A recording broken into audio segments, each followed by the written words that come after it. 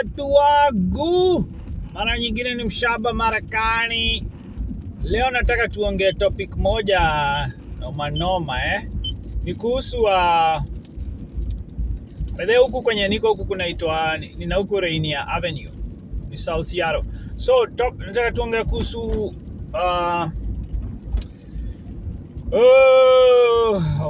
identity crisis ya watoto wenye wamekuja na wazazi huku.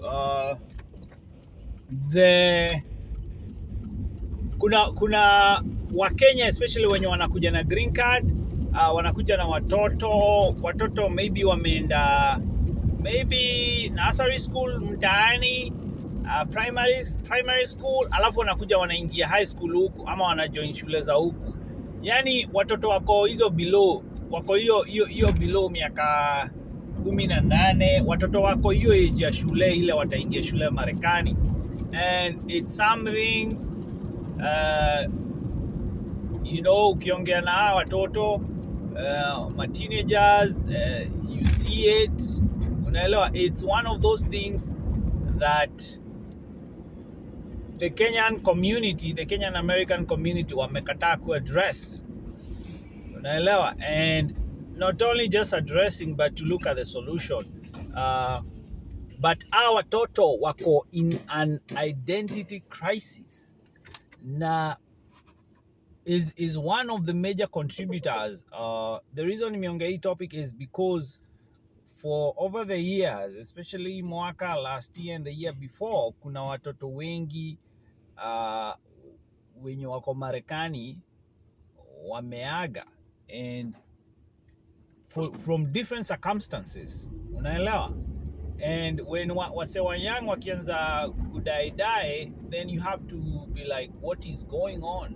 What is the issue? Unaelewa, there has been a lot of watoto wanajitoa uhai, okay, wengi sana. Watoto wengi wanapatikana maybe wameenda wakaiba gari, waka crash na huko.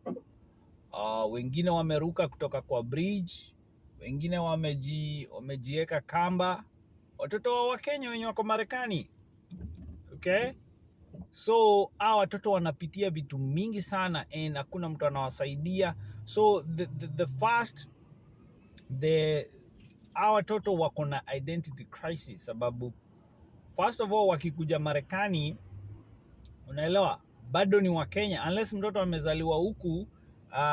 You're still seen, hata ukienda shule, unajua tuseme katoto kametoka huko Mushadha, bado kako na ile accent, unaelewa. Hata kama umetoka Nairobi, people can tell ujakuwa huko. So you're coming to integrate into a new system. Ni kama ukitolewa high school, you go to a different high school. It will be hard for you kama unaenda unapata watu already wako shule. It's not like mtu wa form 1. Mtu wa form 1 mkienda huko mtasikizana na maform 1 wengine sababu ndio mnaingia huko, unaelewa. But sasa you're going into a system where unapata already watu wengine wako shule, okay? They have already set their own cliques sababu watoto wa huku wa Marekani wako na cliques zao shule. Kuna wenye nerds wenye wanashika vitabu, kuna wenye geeks, kuna cool kids, kuna wengine gothic wenye wanavaa nguo nyeusi hivyo, wanapaka makeup nyeusi, wanavaa maviatu zingine za block. Kuna wengine sijui wanajiita emo, kuna wengine so many cliques zimejaa, especially watoto wa high school wenye wako huku Marekani. And when mtoto wa Kenya akikuja huku, it's very hard for them to even know where do they fit in, okay? Sababu pia shule za Marekani, even the way you dress, unaelewa, it can be a thin line between kuwa bullied shule, okay, na kufit in. So unapata watoto wa Kenya hata ikikam ni the system, it's very hard for them to even fit in. Alafu sasa the other issue unapata, apart from the school, it's the home. Mtoto wa Kenya akirudi kwa mzazi wake in the Kenyan household huko Marekani, huko ni Kenya, ako Kenya, ako expected kubehave kama Mkenya, ako expected asikuwe na tu boyfriend, asikuwe na tu girlfriend, afai kwenda to movies, afai kwenda to concerts. Yani in short, what mtoto anakuwa dictated. So unfortunately wazazi wengi wa Kenya wenye wako huko Marekani wamekuja na udikteta. La tutaongea sababu kuna mtu anasema watoto usipowa dictate you're gonna lose them. Because I'm telling you, from what I've observed, there is no parental style itafanya kazi Marekani. Because ukidictate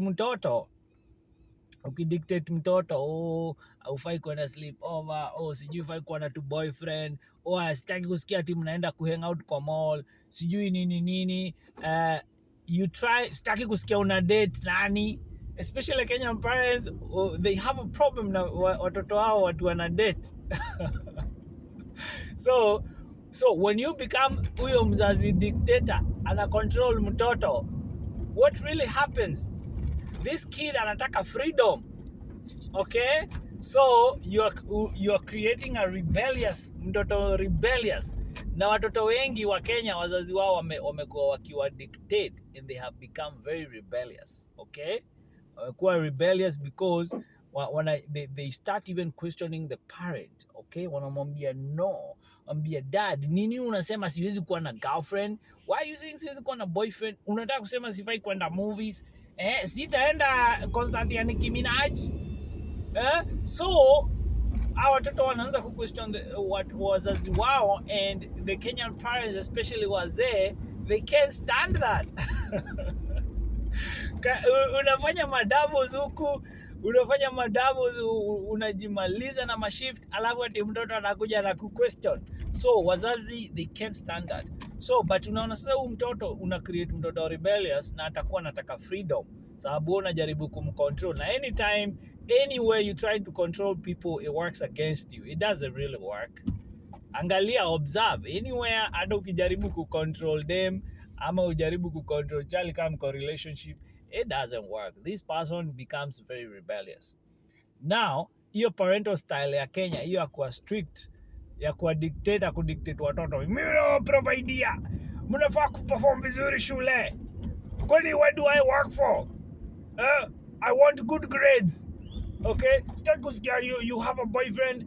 Alafu sasa unaelewa, watoto wa huku, they are seeing other Americans, they allow watoto wao kuwa na tu boyfriend. Unasikia katoto kakoka young na koka na boyfriend ama girlfriend. Alafu sasa wewe ndio mzazi wa Kenya, unaambia mtoto wako hawezi kuwa na boyfriend ama girlfriend, ama utaki kumuona naye. Anaenda shule, everybody anaongea kuhusu venye ako na ka boyfriend na ka girlfriend, venye sijui walienda concert sijui ya Katy Perry, sijui walienda concert ya Nicki Minaj, sijui walikuwa wana hang out kwa mall on the weekend, sijui walienda arcade na mabeshte wao, sijui walikuwa sleepover, sijui walikuwa wanafanya TikTok kwa nyumba ya nani, sijui walikuwa wameenda ka retreat fulani ya two teenagers only. Na wewe unadhani huyu mtoto hatakuwa affected psychologically? Because they're gonna be missing out. And nowadays hakuna kitu inasumbua watu kama FOMO, inaitwa fear of missing out. So mtoto ana miss out, and they would start being resentful of the parent mwenye anamkataza to enjoy all those things, especially mzee. Alafu unapata hao watoto wengine wakienda shule wanapatana na watoto Americans wenye wameraiziwa na single family household. Not that it is a bad thing, but they don't have a father figure. They don't have somebody who they fear in the house, because the mother is always away. So these kids wakitoka shule, they do what they want. Wakisikia wanataka kuzurura huko kwa estate, wanaenda wanazurura, because the mother inabidi anafanya kazi tatu. They are always away from home ndio aweze kusustain watoto. So hawa watoto hawana father figure, alafu wako na baba yao kwa nyumba wenye anawa control, so they can do what they want. So they gonna see the father as somebody hata anafaa ajitoe, anafaa kufe. Unaelewa? Sababu mabeshto wangu sijui they are doing all these things, na mimi mzaya namkazia. So these kids wataanza kuchukia baba zao, wanaanza kuchukia baba zao. Na unajua baba wengine wa Kenya, when it comes to yani kuwa na discipline to perform good in school, they don't play around that. So unaona that parental dictatorship style is definitely not going to work out in Marekani, na imefail big time. Wazazi wamejaribu kucontrol watoto wao huku what they should study, na mtoto anataka kuwa maybe anataka kuwa DJ, mtoto maybe anataka kuwa actress ama actor, mtoto maybe anataka kufanya professional TikToker, au mzazi anamwambia I want you to be an engineer ama doctor. Unaelewa? Then mzazi wana collide na mtoto, because mzazi pia anataka kuweka expectations zenye anaona with other Kenyan parents. Oh, mtoto ana nearly graduate kama engineer, mwingine ni daktari. Wewe mbona unataka kufanya TikTok peke yake? Unataka kufanya kazi kwa grocery store, utaki kusoma. So watoto wana collide because the parent also, they are comparing them to the kids of watoto wenye successful from the other Kenyan parents. So our watoto, they become resentful of their fathers, especially na pia mama zao. So then when it comes to utu tusichana tudogo, okay, they wanna dress venye wanataka. Kama wanataka kuvaa tunguo tudogo, the wazazi wa Kenya wanaona wanaanza kuwa na problem with that. The mothers wanakuwa na problem na their daughters, wanaona ni kama wanapea competition. So mtoto alafu mtoto hawezi ji-express sababu ana grow, hormones zimemleta juu. Na yeye mzazi anajaribu kumprevent hata kuwa na ka boyfriend, okay? Anaanza kumsumbua venye anavaa. Mtoto anakuwa resentful, anaanza kuchukia mama yake. So unaona watoto, they are so mixed up kwa vichwa na vitu mingi. Kuna hiyo the parenting style also trying to fit in a place where everybody is looking at them kama stranger. So unaona that controlling parental style fail big time. Okay, the other one ni the other parental style hii ya kuwa best na mtoto. Watu they would say, oh, that is what I want, ni kuwa best na watoto. That one also is a big fail, sababu the moment umeanza kuwa badi na mtoto, unajua okay, ataleta tu boyfriend huko, amaleta tu girlfriend kwa nyumba, wataanza kusmoke bangi, maybe waanze kutumia tu dawa hivi. The next thing, kama uko na kasan kako, sababu nakakubalisha kafanye venye kanataka, kameenda kuhang out huko, kasha join gang. Sasa mtoto wako wako gang, unasikia ndio wanaenda wanaiba gari za watu, wanaenda wanaingia kwa store, wanaiba vitu, because that is seen as being cool. Then kidogo huyo mtoto ndio ako na mabunduki. Then unasikia hapa kidogo mtoto alienda sijui akakorofishana na nani, akashuhudiwa ama akashutu mtu. Okay? So hata hiyo parental style ya kuwa badi haiwork because of the place. Hawa watoto wako na identity crisis, na wazazi wa Kenya, they don't even know how to handle it, sababu tena mzazi ana focus na kutafutia hawa ako kazi. So huu mzazi probably they can't really handle watoto venye wanataka. They don't even have time ya kuspend na hawa watoto. So most of the time, in order to get a hold of hawa watoto, ni either dictator style ship. Unaelewa? So na hapo wazazi wengi wamempoteza watoto. Unajua kuna mtu atauliza what is the solution, sababu ukidictate mtoto ndio yeye atakuwa resentful, hata maybe hata atatoka nyumbani ama anze kukuongelesha vibaya.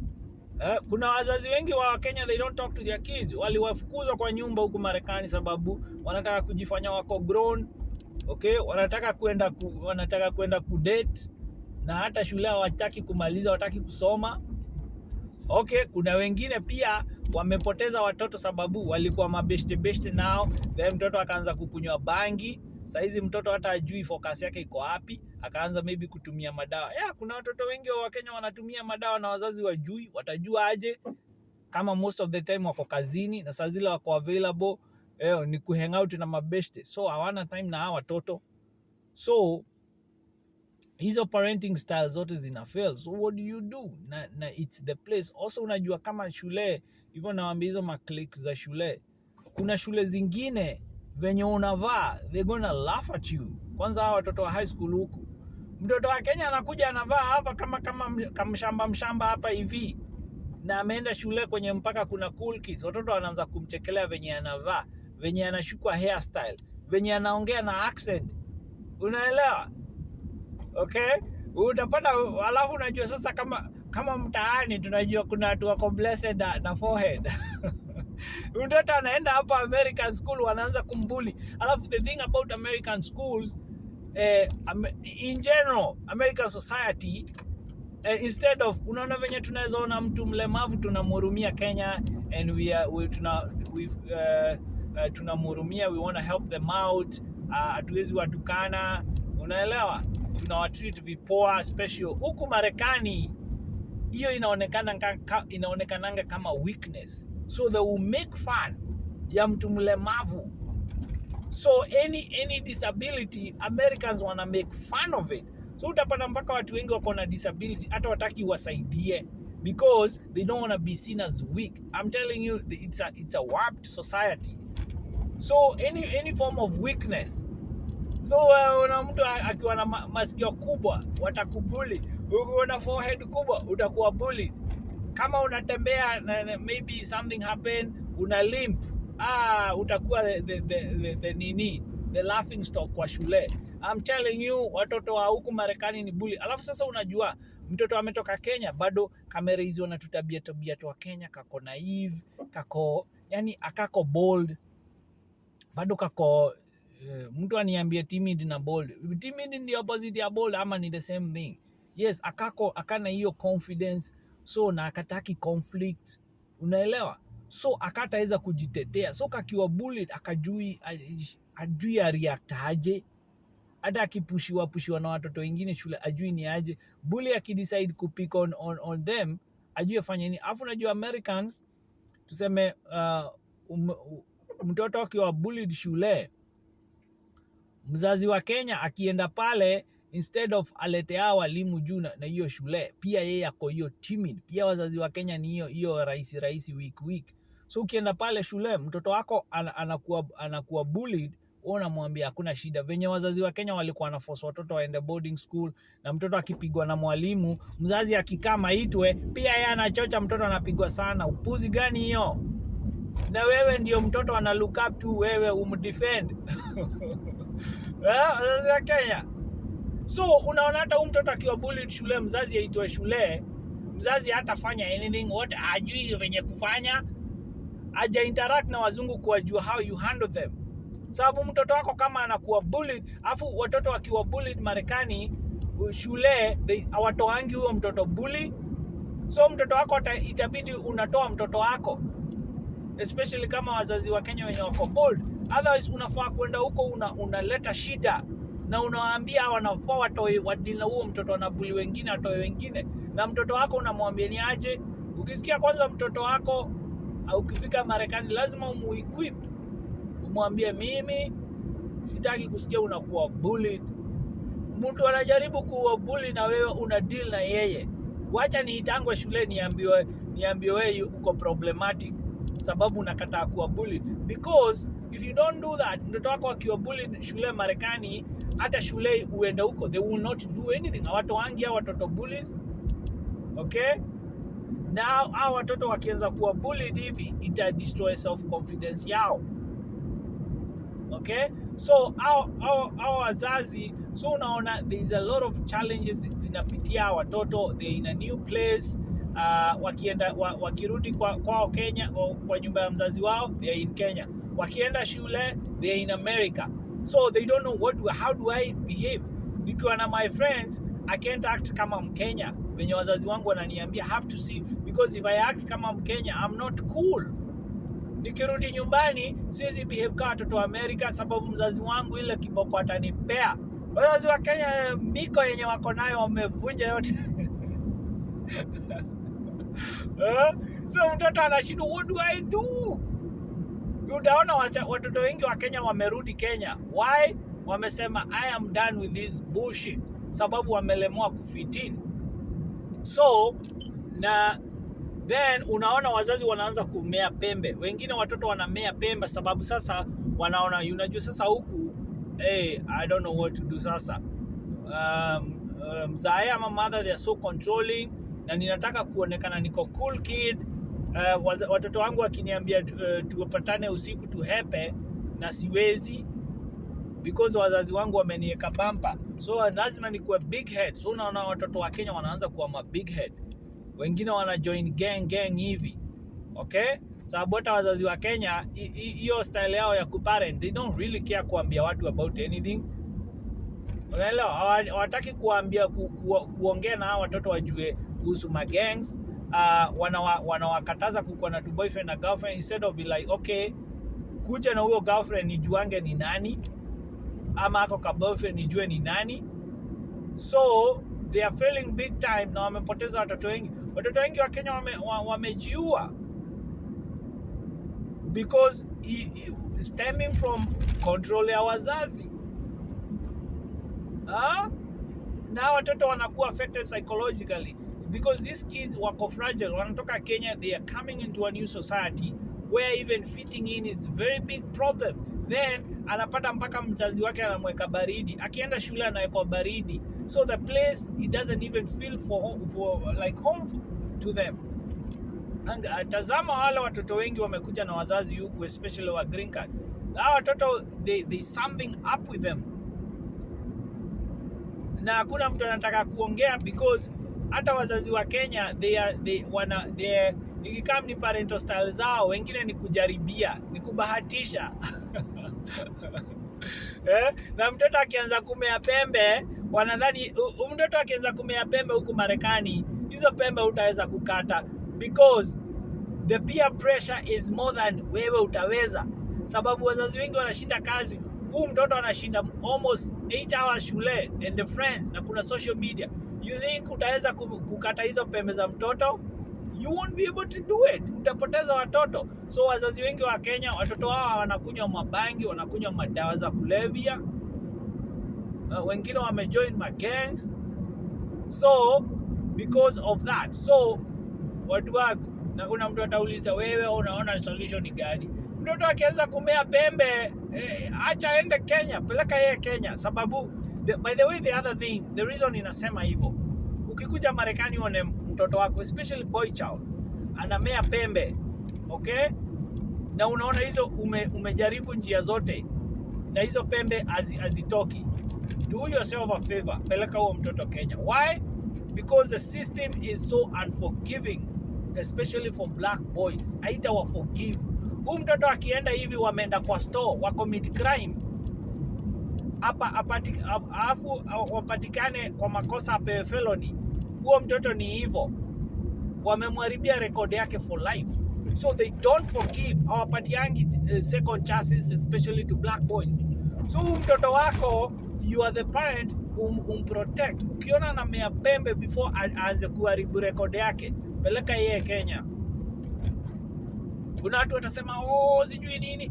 So you have to make that decision whether unataka mtoto wako protect future yake ama umpoteze huku Marekani, because akijoin hizo magangs, ni either ataenda hapo ameuawa ama ameenda kwa prison ama wamemharibia record. Hao wazungu prison system yao is not for correcting anything, ni ya kudestroy, especially a black boy. Wazazi wenye mnakuja na vijana wa Kenya, ukiona kana mea pembe, peleka yeye Kenya, otherwise you're gonna lose them.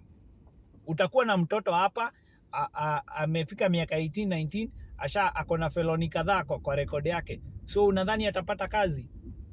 You think hata akisoma atapata kazi? Nani atampea kazi? Sababu they look at the background ya mtu, wanaona kuna felony, they can't hire them. So you're gonna lose the kid. Ataenda join gang. You know what happens mtoto akijoin gang? Wase wanajua ni nani yako gang fulani na kwa ile ingine. So mtoto maisha yake itakuwa imejawa anxiety. Why? Our gang members ile time watamshika. Inaitangwa when they catch you lacking. Unaelewa? Unalalia masikio. Wako likely kumuua. Yes, watoto wengi wa Kenya si wameuawa hivyo, sababu wako opposing gang.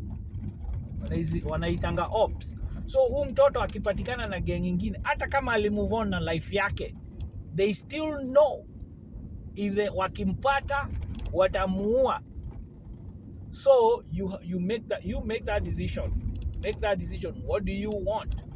Na si ati ni watoto wote wanamea pembe, the boy child. Majority of Kenyan parents have done a good job, but I think sometimes it has to do with maybe DNA ya huo mtoto. Maybe ako DNA yake, hata wazazi wakiwa wazuri, si utaona hata watoto wengi wa pasta ni vichwa ngumu. So I think Kenyan parents, I think they do try, but sometimes you have to accept the nature of things, that if it's not working, find a solution yenye itasaidia, especially the sons. Sababu Wakenya wengi, they are losing their sons. Wasikia mtoto tusan tumeshikana hapa na wengine, na tutoto wa Kenya tumeenda tumehijack gari, then tumeenda tumekimbishwa na polisi, tumecrash, tumetoka dunia.